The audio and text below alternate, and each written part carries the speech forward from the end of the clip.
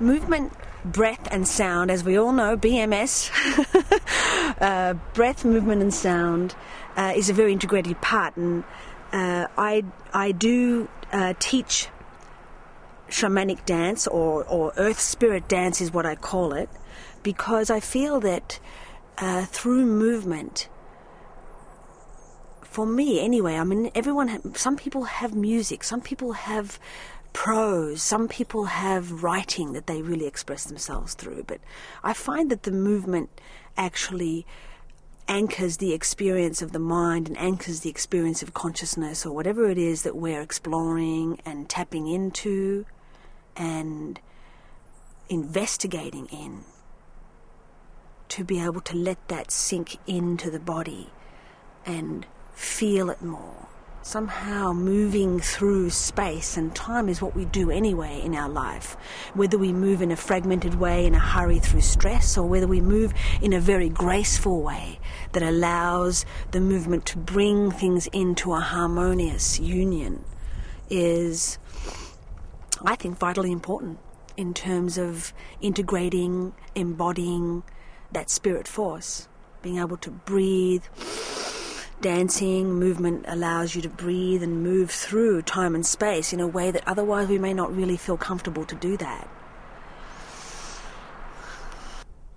I also feel like in that shamanic part that we were talking about, I feel it's important, and I have written a book called Spirit of the Stones. And I have spent many years, perhaps about 7 years, actually sitting with the rocks of Sedona, the red rocks of Sedona, Arizona, and being able to really empty myself out to sit with these elders and sit with these anchors of consciousness, anchors of earth wisdom, and to be able to really empty out and listen to what the information is. And this is a very shamanic practice, basically, to be able to decipher and retrieve information from another source, from something outside of our own consciousness, and then return it back into consciousness. This is a very shamanic approach. So this is what I feel is important for us to do, is to go out into nature, number one, and really allow yourselves, take your shoes off, really let the magnetic quality of that earth come up our electric sciatic nerves right into our plant being, and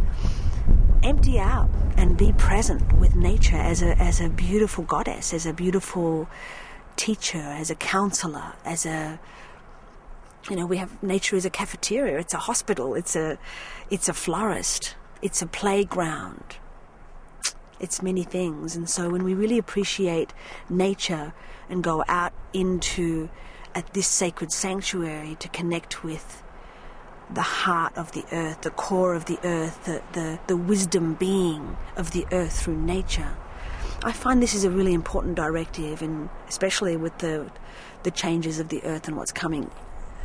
what is actually happening to us, which is we're changing. So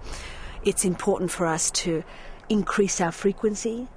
by being in places of sacred service, being in places with people that make you feel good too. Not to run